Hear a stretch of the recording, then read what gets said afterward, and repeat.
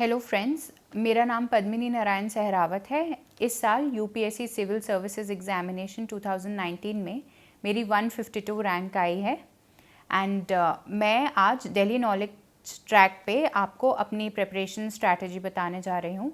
सबसे पहले मैं आपको अपना बैकग्राउंड बता देती हूँ। मैंने 10th बिरला विद्या निकेतन से किया है, 12th मेरी DPS आर के पुरम से रही है।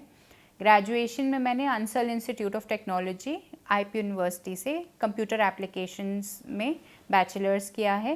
पोस्ट ग्रेजुएशन मेरी फाइनेंस एंड स्ट्रैटेजी में MBA रहा है, MDI गुड़गांव से। उसके बाद मैंने गोल्डमैन सैक्स में काम किया as a business analyst and business analyst वाले रोल के बाद मैंने ICICI बैंक में एज अ वेल्थ मैनेजर काम किया है वहाँ पे।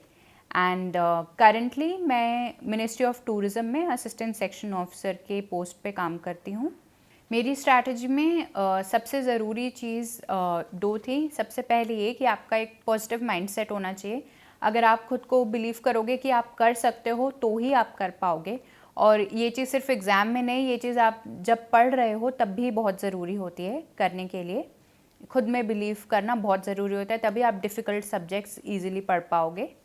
दूसरी चीज़, मैंने रिसोर्सेज अपने बहुत लिमिटेड रखे क्योंकि मैं वर्किंग थी, फिर बाद में मैं मैरिड भी हूँ और प्रेग्नेंट भी हो गई थी, तो इसलिए बहुत ज़रूरी है कि आप अपने सोर्सेज लिमिट करें। उससे आपका सिलेबस कंप्लीट होता है, आपको कॉन्फिडेंस मिलता है आपके सिलेबस कंप्लीट होने पे एंड आप रिविज़न ईजिली कर पाते हो।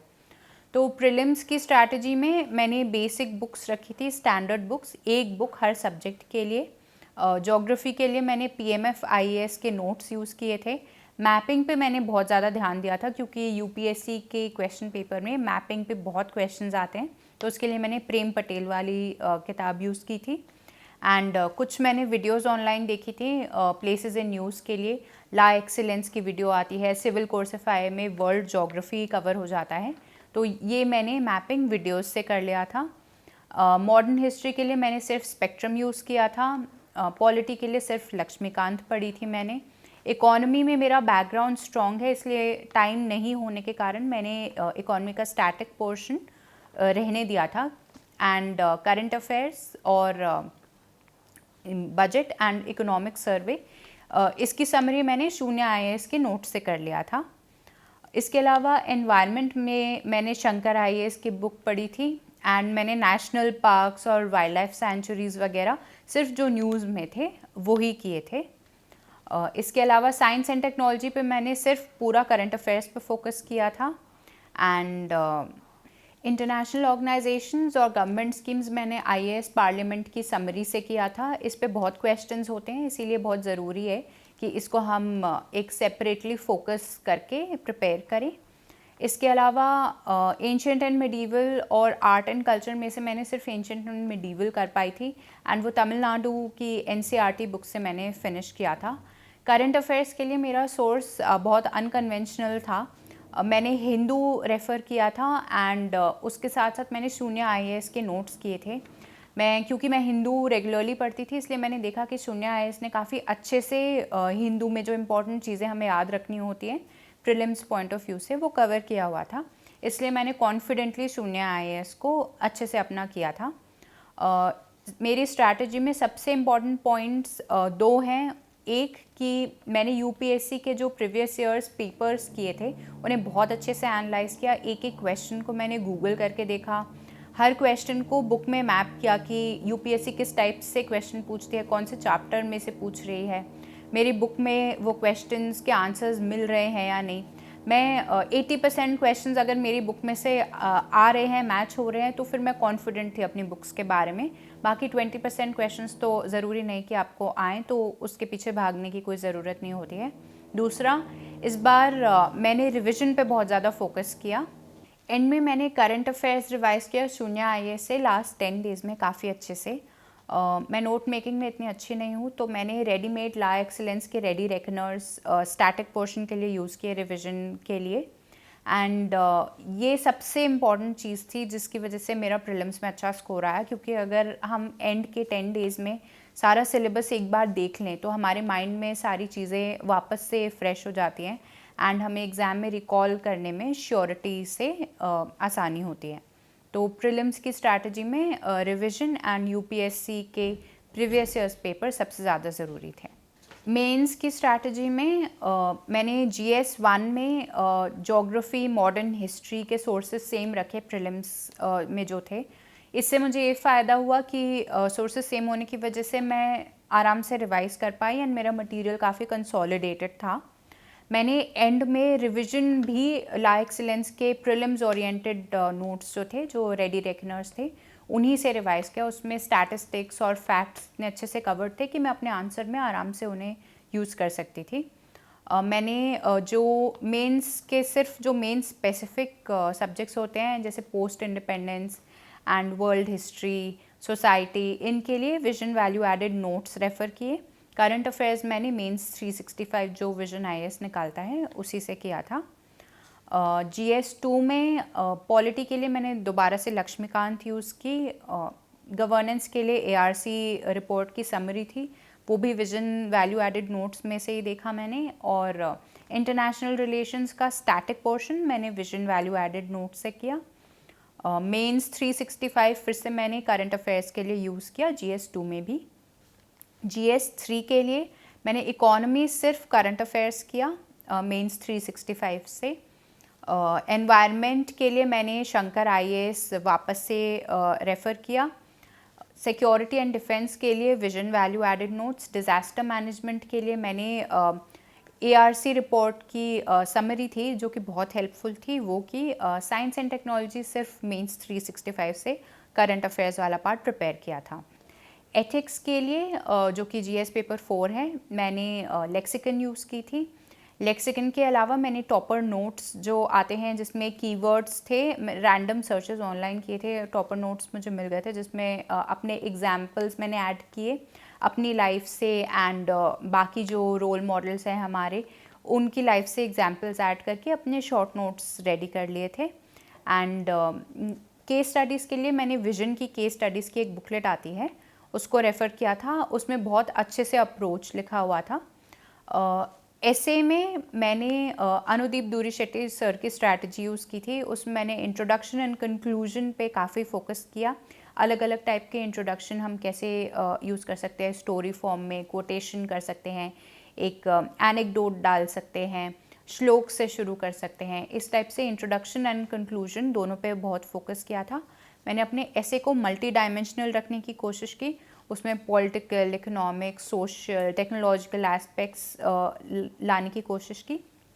एग्जाम्पल्स काफ़ी सारे इंक्लूड किए। मेरी मेंस में जनरल स्टडीज़ में मैंने सिर्फ यूपीएससी के previous years papers and India भाई के कंप्लीट मेंटरशिप प्रोग्राम में जो टेस्ट होते हैं सिर्फ वो ही प्रैक्टिस किए। आंसर राइटिंग स्ट्रैटेजी में मुझे आशुतोष सर की काफ़ी हेल्प मिली एंड उन्होंने काफ़ी अच्छे बेस्ट क्वालिटी कॉपीज़ मेरे साथ शेयर की थी एंड स्ट्रक्चर्ड आंसर्स शेयर किए थे जिससे कि मुझे सही डायरेक्शन मिला ये प्रिपेयर करने में। एंड आंसर राइटिंग में मेरा फोकस था कि मैं टाइम से एक गुड क्वालिटी आंसर प्रोड्यूस कर सकूं। तो मुदित जैन सर की स्ट्रैटेजी रही है कि अगर 15 मार्क्स का क्वेश्चन है तो 15 पॉइंट्स लिखते हैं। तो मैंने उनका फॉलो करते हुए, क्योंकि मुझे टाइम पे पेपर भी कंप्लीट करना था, तो मुझसे 15 तो नहीं पर मैंने कोशिश की कि मैं 10 मार्क्स में 8 पॉइंट्स इंट्रोडक्शन और कंक्लूजन लिखूं और 15 मार्क्स के क्वेश्चन में 13 points and introduction and conclusion. तो अगर किसी क्वेश्चन में 3 या 4 पार्ट हैं एंड वो क्वेश्चन लेट्स से 15 मार्क्स का है तो मैंने इक्वली डिवाइड किया। हर पार्ट में 4 पार्ट्स हैं तो 4 पॉइंट्स ईच इक्वली फोकस किया, क्योंकि क्वेश्चन के सब पार्ट्स के मार्क्स अज्यूम किए जाते हैं कि इक्वल ही रहेंगे। मैंने अपने आंसर्स में डायग्राम्स इंक्लूड करने की कोशिश की। अगर पॉलिटी का था तो मैंने उसमें आर्टिकल नंबर लिखने की कोशिश की, लॉ को कोट करने की कोशिश की, हब एंड स्पोक डायग्राम बनाया। हिस्ट्री का था तो उसमें फ़्लो चार्ट बना के टाइमलाइन शो करने की कोशिश की। ज्योग्राफी का क्वेश्चन था तो उसमें मैप बनाया, इंडिया का मैप अच्छे से प्रैक्टिस किया था, उसमें अलग अलग चीज़ें शो की। इकॉनमी में डेटा कोट करने की कोशिश की थी। इसके अलावा अपने पेपर में मैंने पेपर कंप्लीट करने पे पूरा फोकस रखा। अगर मुझे कोई क्वेश्चन नहीं आता था तो उसमें मुझे जितना आता था मैंने सिर्फ उतना लिखा। मैंने कुछ ज़बरदस्ती लिखने की कोशिश नहीं की, क्योंकि वैसे ही पेपर काफ़ी लेंथी होता है, वो टाइम से फिनिश करना बहुत ज़रूरी होता है। तो इसीलिए मैंने सिर्फ उन क्वेश्चंस पे ज़्यादा फोकस किया जिसमें मुझे ज़्यादा आता था, जो नहीं आता था वो मैंने छोड़ दिया। टाइम मैनेजमेंट स्ट्रैटेजीज़ में मुझे पोमोडोरो टेक्निक काफ़ी हेल्पफुल रहा एंड मैं अपना टाइम मैंने इवन 10 मिनट्स के पोमोडोरो सेशंस किए हुए हैं। जब मैं डिस्ट्रैक्टेड होती थी तो 10 मिनट्स के लिए पढ़ती थी एंड फिर 2-3 मिनट्स का ब्रेक ले लेती थी ताकि मैनेज हो सके एंड फोकस बना रहे। मैंने मेंस में किसी भी सब्जेक्ट के लिए नोट्स नहीं बनाए, सिर्फ वेटेज के हिसाब से तैयारी की। तो मॉडर्न हिस्ट्री के क्वेश्चंस आते ही हैं एंड काफ़ी हाई वेटेज रहता है, तो मैंने उस पर फोकस किया। पॉलिटी के क्वेश्चंस काफ़ी हाई वेटेज से आते हैं, तो मैंने उस पर फोकस किया। अगर कोई लो वेटेज सब्जेक्ट छूट जाए तो इतनी दिक्कत नहीं आती है जितना कि हाई वेटेज सब्जेक्ट छूटने से। एंड मेंस में हम ज़्यादा डिटेल में अगर पढ़ते हैं तो हम सब कुछ लिखने की कोशिश करते हैं, वो एक टेम्पटेशन हमें अवॉइड करना चाहिए। इसलिए आप उतना ही पढ़ें, पॉइंट वाइज पढ़ें एंड पॉइंट्स याद रखने की कोशिश करें, क्योंकि हर एक क्वेश्चन में 3 से 4 सब पार्ट्स होंगे एंड आपको टू द पॉइंट आंसर करना चाहिए। अब इंटरव्यू की तैयारी में मेरे इंटरव्यू कम्प्लीटली डैफ के ऊपर बेस्ड था, मेरे प्रोफाइल से रिलेटेड था। तो इंटरव्यू में आपको अपने डैफ के बारे में सब कुछ पता होना चाहिए। अगर आप कोई भी वर्ड लिख रहे हो, जैसे अगर आप अपना प्लेस ऑफ बर्थ लिख रहे हो तो प्लेस ऑफ बर्थ के बारे में आप सब कुछ पढ़ के जाइए। इकोनॉमी के बारे में, सोसाइटी कैसी है, कल्चरल प्लेसेस क्या क्या हैं, हिस्ट्री के बारे में प्लेस ऑफ बर्थ की। अगर आप कोई हॉबी लिख रहे हैं तो आपको आपकी हॉबी प्रैक्टिस करने वाली फेमस लोगों के नाम पता होने चाहिए, उनकी अचीवमेंट्स पता होनी चाहिए। इसके साथ साथ आपको अपनी पढ़ाई के सब्जेक्ट्स भी ब्रश करने होते हैं।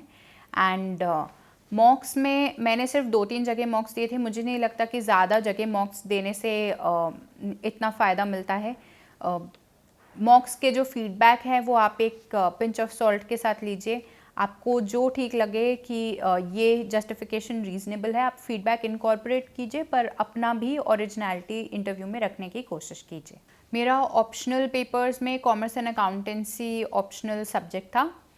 मैंने ये इसलिए चूज़ किया क्योंकि इसमें काफ़ी अच्छे रिज़ल्ट देखने को मिल रहे हैं कुछ 3-4 सालों से। स्कोरिंग ऑप्शनल है, न्यूमेरिकल्स भी हैं इसके अंदर, प्रीवियस ईयर्स क्वेश्चंस में मेरा कंफर्ट लेवल भी काफ़ी अच्छा था एंड इसकी बुक्स भी इजीली अवेलेबल हैं। मैंने क्योंकि मैंने एमबीए किया है तो कुछ पार्ट ऑप्शनल से ओवरलैपिंग था, पर कुछ पार्ट जो चार्टर्ड अकाउंटेंसी में पढ़ते हैं या जो बीकॉम में पढ़ते हैं वो नहीं था।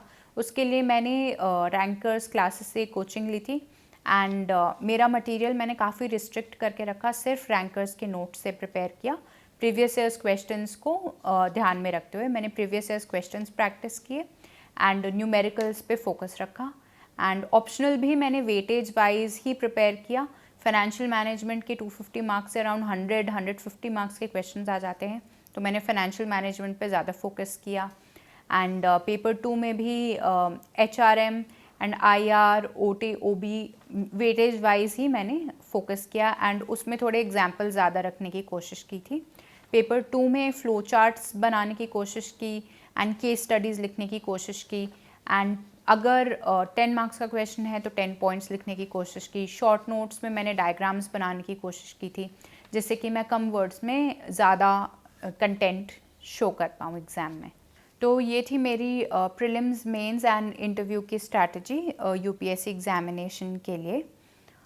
थैंक यू टाइम निकाल के मेरी स्ट्रैटेजी देखने के लिए। आई होप ये आपको आपकी स्ट्रैटेजी डिवाइस करने में हेल्प करेगी मेरी strategy. And thank you for watching me on daily knowledge track.